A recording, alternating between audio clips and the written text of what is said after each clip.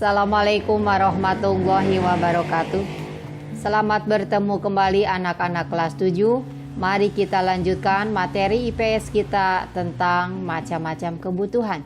Semoga kalian ada dalam keadaan sehat walafiat, diberkahi dan diberi kemudahan.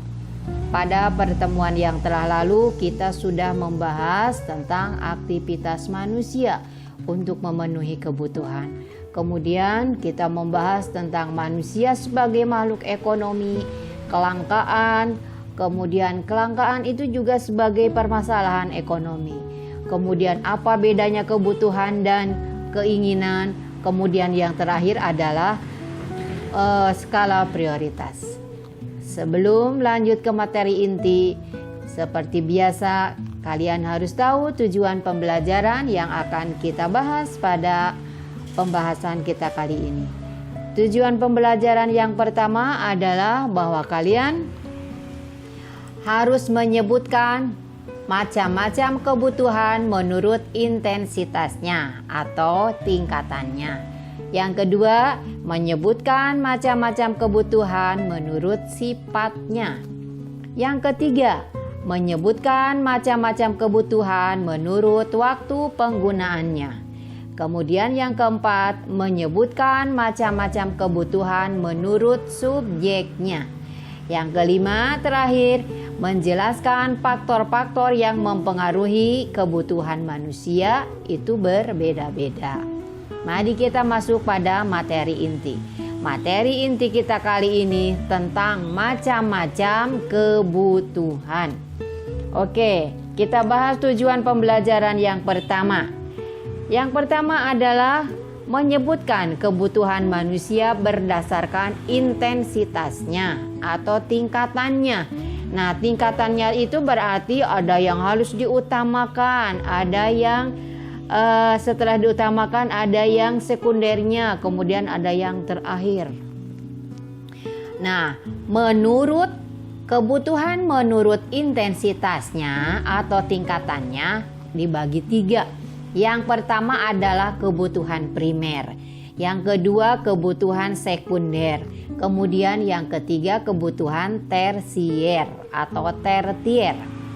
Nah, kita bahas satu-satu. Apa itu kebutuhan primer? Kebutuhan primer adalah kebutuhan pokok.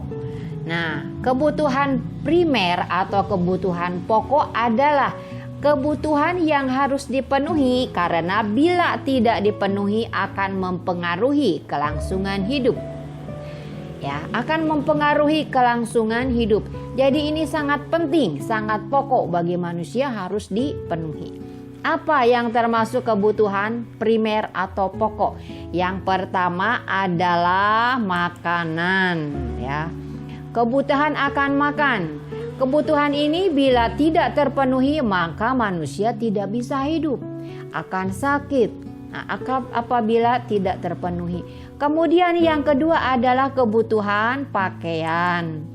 Nah, begitu juga apabila kita tidak memakai pakaian, apa yang akan kita rasakan?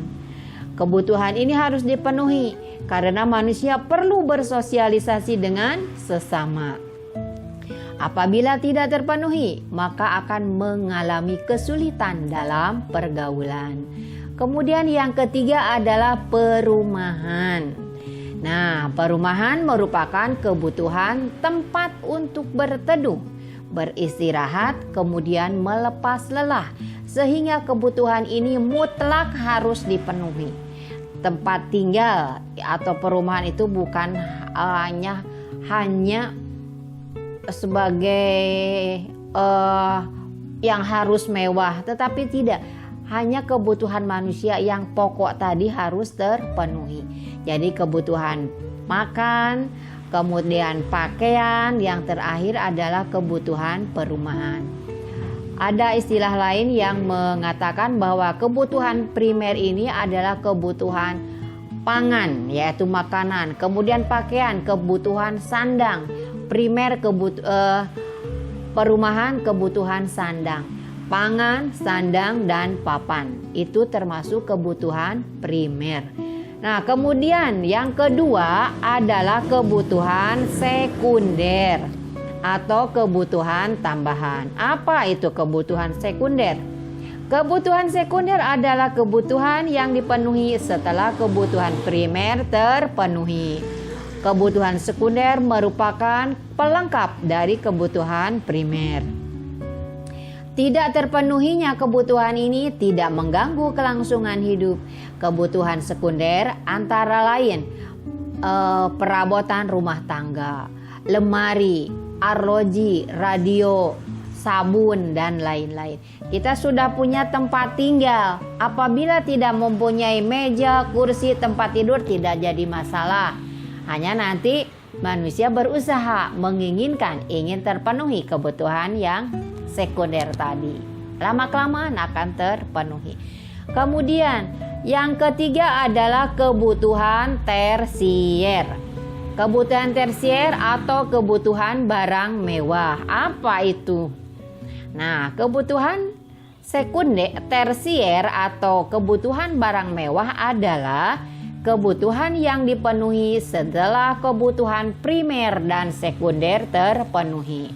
Kebutuhan ini tidak mutlak harus dipenuhi, tetapi disesuaikan dengan kondisi keuangan dari masing-masing. Biasanya kebutuhan ini berhubungan dengan harga diri orang tersebut.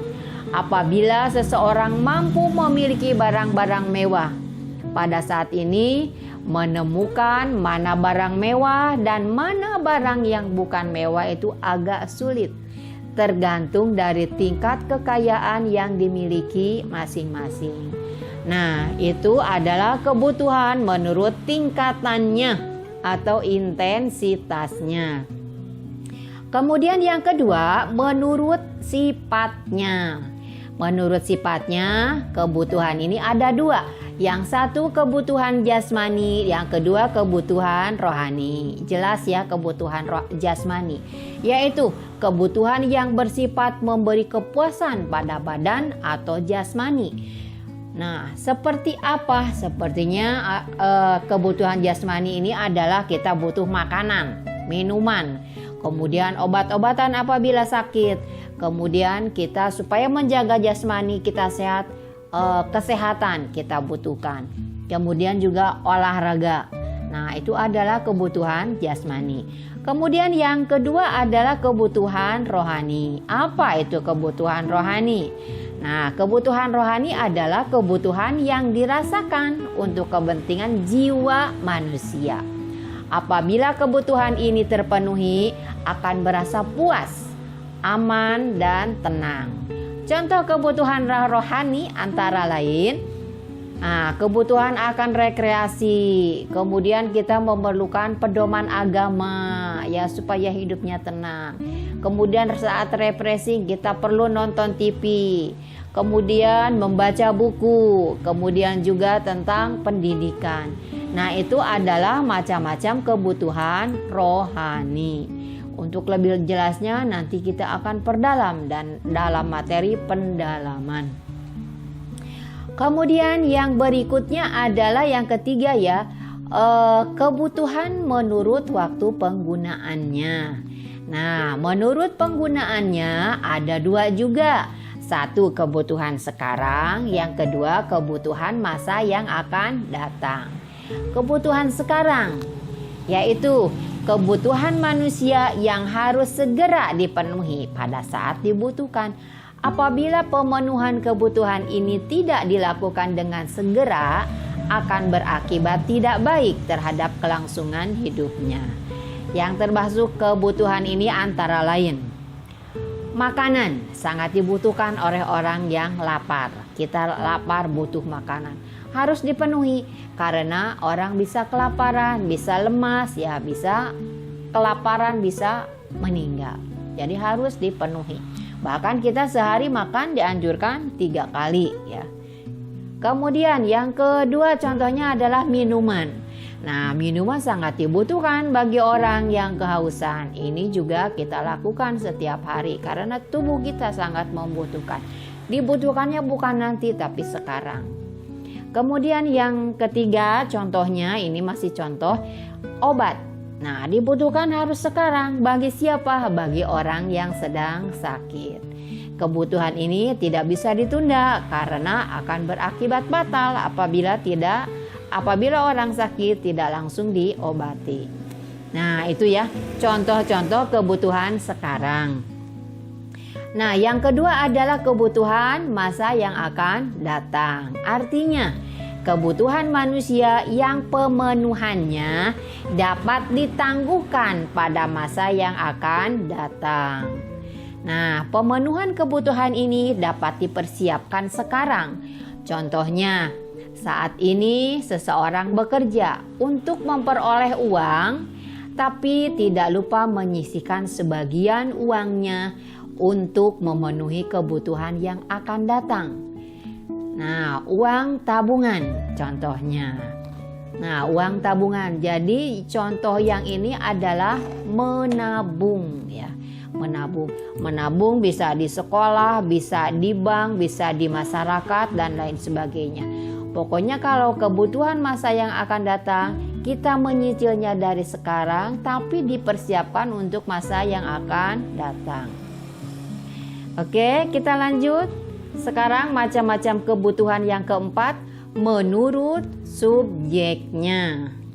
Menurut subjeknya, kebutuhan terbagi dua, yaitu kebutuhan individual dan kebutuhan kolektif atau kebutuhan kelompok. Kebutuhan individual, ya kita tahu bahwa kebutuhan individual itu adalah kebutuhan yang berhubungan langsung dengan perorangan. Kebutuhan ini dirasakan oleh diri pribadi seseorang dalam pemenuhannya, kemudian dilakukan secara individu. Tentu saja kebutuhan ini tidak sama orang yang satu dengan orang yang lain. Contoh kebutuhan ini seperti makan sesuai selera, minum juga sesuai selera, mobil, sepatu, kacamata, dan lain sebagainya. Nah, kebutuhan ini tergantung dari keinginan masing-masing. Ya, jadi keinginan individual adalah keinginan perorangan. Oke, lanjut yang kedua yaitu kebutuhan kelompok atau kebutuhan kolektif. Nah, yang ini sebaliknya dipergunakan oleh orang banyak. Jadi kebutuhan kelompok atau kebutuhan kolektif adalah kebutuhan yang dirasakan oleh sekelompok orang secara bersama-sama dan pemenuhannya juga dilakukan secara bersama-sama. Contoh kebutuhan ini adalah kebutuhan akan jalan raya, akan jembatan, sekolah, pasar, lapangan, dan lain sebagainya. Nah, jadi sarana-sarana umum itu adalah contoh kebutuhan kolektif karena yang menggunakannya adalah orang banyak. Lalu kebutuhan manusia yang satu dengan yang lainnya itu berbeda dan beragam. Kemudian jumlahnya juga berbeda. Perbedaan ini disebabkan oleh beberapa faktor yang mempengaruhinya. Nah, faktor-faktor apa saja yang mempengaruhi perbedaan ini? Nah, Ibu analisa bahwa perbedaan yang membedakan kebutuhan manusia yang satu dengan yang lain adalah satu, jenis kelamin. Jelas ya, kebutuhan perempuan dengan laki-laki berbeda. Kemudian tingkat pendidikan. Tingkat pendidikannya juga berbeda-beda. Ada yang sekolahnya sampai SMA, ada yang tidak lulus SMA, ada yang di perguruan tinggi tetapi karena tidak punya biaya tidak lanjut. Kemudian lingkungan tempat tinggal. Nah, ini jelas ada yang di pedesaan, di pinggir pantai, kemudian di perkotaan, di pinggir jalan, kemudian rumahnya masuk di pegunungan dan lain sebagainya. Lingkungan tempat tinggal. Kemudian yang keempat perbedaannya itu adalah faktor kemajuan ilmu pengetahuan dan teknologi. Kemajuan iptek. Iptek tiap daerah itu berbeda-beda ya. Iptek tiap biasanya banyak pabrik yang menghasilkan iptek itu di kota dijual. Nah, baru dirasakan ditransfer ke seluruh wilayah. Jadi kemajuan iptek ini mempengaruhi juga. Ada orang-orang yang saya mah tidak bisa menggunakan iptek karena saya masih gaptek. Ada juga yang sudah canggih, sudah pinter dan lain sebagainya. Jadi kemajuan iptek mempengaruhi perbedaan kebutuhan manusia. Yang kelima, tingkat pendapatan. Jelas pendapatannya ada yang besar, cukup, ada yang sedang. Tingkat pendapatan ini adalah relatif. Bisa dikatakan kecil, bisa dikatakan cukup, bisa dikatakan kurang. Kemudian yang keenam adalah status sosial. Status sosial dia di dalam masyarakat itu apa? Kemudian yang terakhir adalah perbedaan selera. Jelas manusia mempunyai selera yang berbeda-beda atau tidak sama. Itulah faktor-faktor yang mempengaruhi kebutuhan manusia yang satu dengan kebutuhan manusia yang lain berbeda. Oke, itulah materi yang dapat Ibu sampaikan. Kita masuk pada sesi evaluasi. Evaluasi tidak jauh dari tujuan pembelajaran. Evaluasi yang pertama yaitu sebutkan macam-macam kebutuhan menurut intensitas atau tingkatannya. Yang kedua, sebutkan macam-macam kebutuhan menurut sifatnya. Yang ketiga, sebutkan macam-macam kebutuhan menurut waktu penggunaannya. Yang keempat, sebutkan macam-macam kebutuhan menurut subjeknya. Yang terakhir kelima, jelaskan faktor-faktor yang mempengaruhi kebutuhan manusia berbeda-beda. Untuk materi selanjutnya, kita akan membahas tentang alat pemenuhan kebutuhan manusia. Demikian materi yang dapat Ibu sampaikan. Semoga bermanfaat. Wawasan dan pengetahuan kalian semoga semakin bertambah. Ibu akhiri, wabillahi taufik wal hidayah. Wassalamualaikum warahmatullahi wabarakatuh.